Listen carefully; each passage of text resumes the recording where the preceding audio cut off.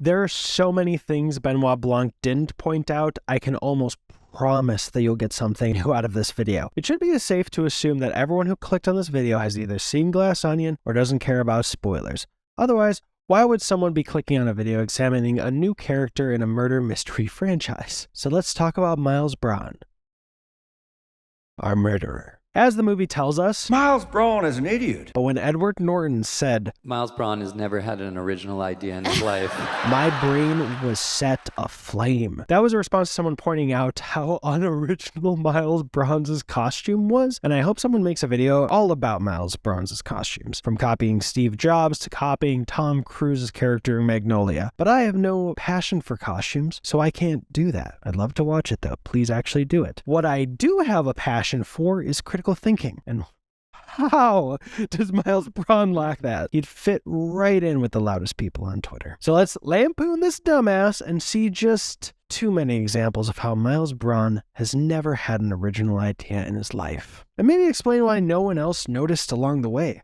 We'll start with the one thing at the center of this Glass Onion. Not the murder mystery. The murder mystery party.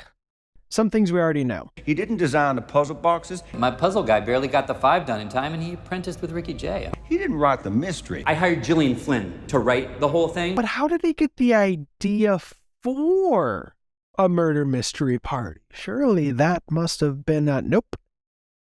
As idiotic as it may be, it's the same reason Benoit Blanc is here. It's the same reason Helen is here. Hell, it's the reason we have a movie in the first place.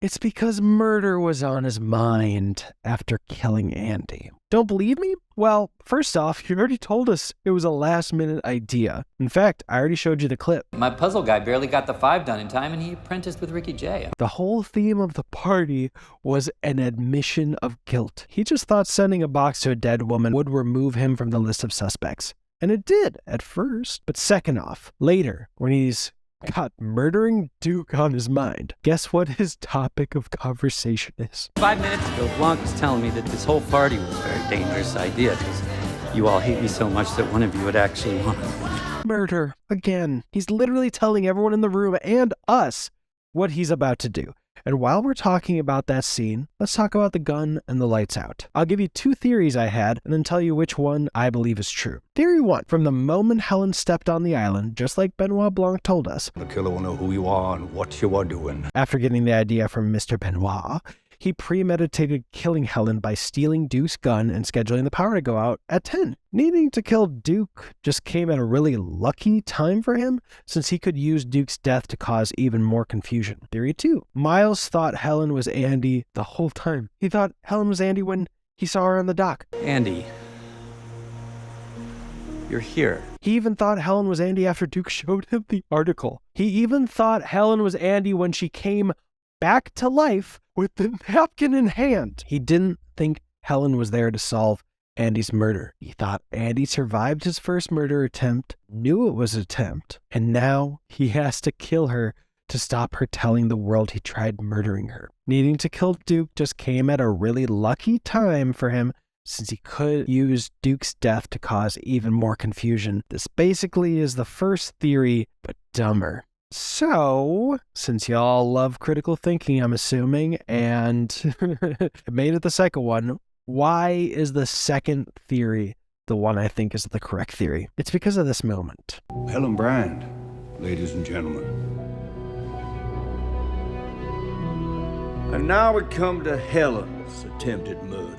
After everything, after he killed Andy, after Duke confirmed that he killed Andy, he never realized in that little brain of his that Helen wasn't Andy. That's why when Benoit introduced Helen to the group, you see poor little Miles's brain working overtime to finally connect the dots.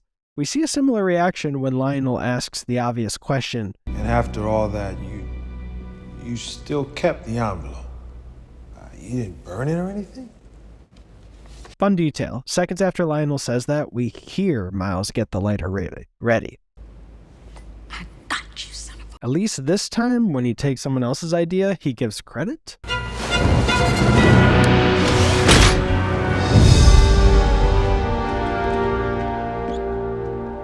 Before I get to the final example of how brain-dead Miles Bron is, which includes a delicious surprise I didn't even realize until making this video, let's tackle the question, how did no one notice that Miles Bron was an idiot? There are two parts to this. First, let's go through some of his accomplishments. He got Birdie a show for design, got Lionel published, Duke set up at Twitch, Claire elected locally. This is objectively great. He truly has a talent, but his talent is akin to a manager, not a creator. He doesn't make anything new here. He doesn't invent a machine or create a piece of art. He takes someone else's idea and gets shit done. To make this a film metaphor, he couldn't be a writer or a director, but he could be a producer. So why didn't everyone else see him as a producer? Why did he get the credit? That's part two, and sadly, it's pretty dumb. He just takes the credit. Like, before mentioning his puzzle guy, Benoit Blanc asks, how many of these boxes did you make? If we want to be specific, he didn't make any. He commissioned them, but he responds as though he did make them. How many of these boxes did you create?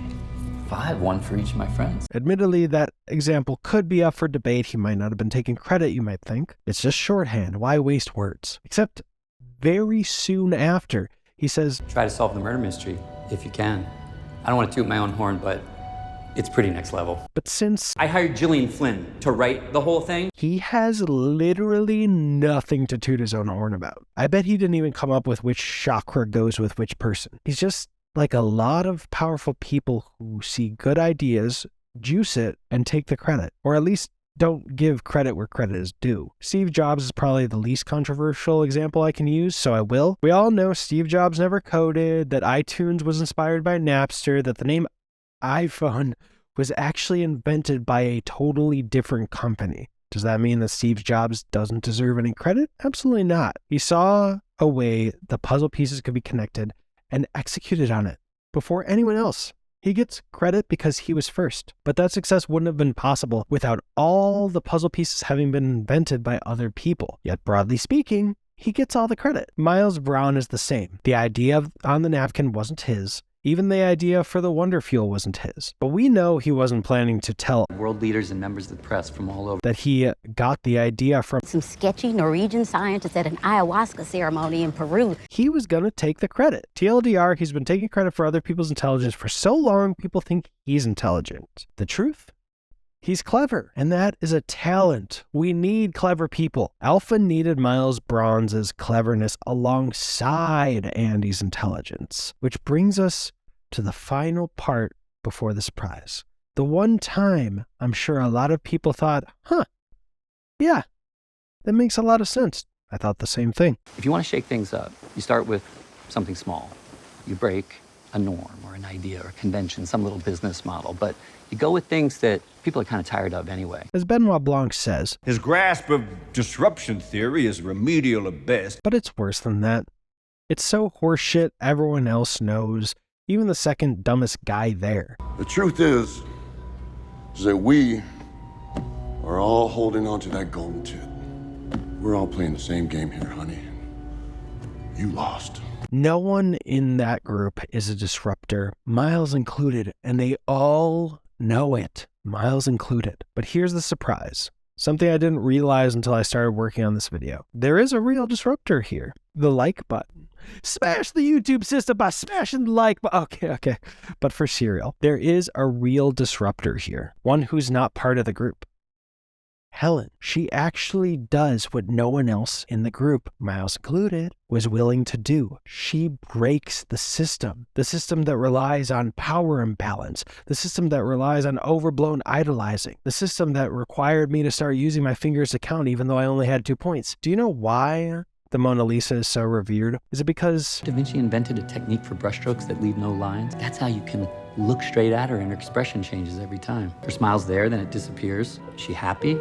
Is she sad? Is it something else? No, because it was stolen. It became a huge headline. And by the time it was recovered, its reputation was cemented. There's been a lot of recent anger over people throwing liquids on pieces of art like the Mona Lisa, sometimes literally, in order to draw attention to bigger issues like climate change. The reality is, climate change will kill people. It already has, thanks to new weather phenomena like the polar vortex that hit Texas. But the systemic change needed to slow or even reverse the effects of climate change hasn't happened. So desperate people started doing desperate things to get attention back on the issue of climate change. Even though the art was never damaged, and the act itself got the desired result, more attention brought to these important issues, people still got mad. Even people I've been a fan of. They didn't say, damn, they had to do all this just to get me to think about climate change again. I should probably do something, even if it's donating $10 to a nonprofit fighting climate change. They got angry that the glass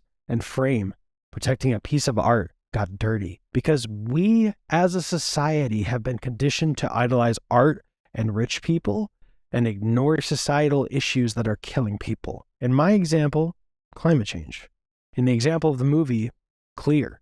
Without Helen's intervention, every person in that room was going to let Miles Bron distribute Clear to millions of homes and kill millions of people in the process. No one went the distance to try and stop Miles Bron, but everyone instinctively was against Helen burning the Mona Lisa. Lisa, men have named you. They have blamed you. Or is this your way to hide? Are you warm? Are you real? Mona Lisa. And it wasn't until she broke that system, broke the Mona Lisa, broke that fucking blue car, broke every piece of overvalued art in that room, and commune. Your feel of the future just barbecued. The world's most famous painting, you dumbass. Congratulations on the public launch of Clear and the end of Miles Bron. It wasn't until all of that the players stopped suckling that golden tit and did the right thing. I saw the napkin he burned. I clearly saw him grab Duke's gun. I saw him driving away from Andy's house the night she was killed. Disruption. This is a smokeless garden. Fucking A. The lesson? The system has a lot of idiots at the top, and our priorities aren't in order. Personally, I'd gladly destroy the Mona Lisa myself if it meant every starving person had food, every homeless person had a roof and a bed, every sick person had medical care, every rich criminal was in jail, and wealth inequality was solved. And this shouldn't be controversial, but someone will have a problem with me saying that. Hell, I'd destroy it to save my daughter's life. I wouldn't say I'd destroy it to save one stranger's life, but honestly, it's kind of fucked up that I wouldn't. We should value a person's life, stranger or no, more than a piece of art. Helen valued human life more than a piece of art. We should be more like Helen. Oh, and one more fun fact. When Miles Bron is making his whole condescending evil win speech, he says this.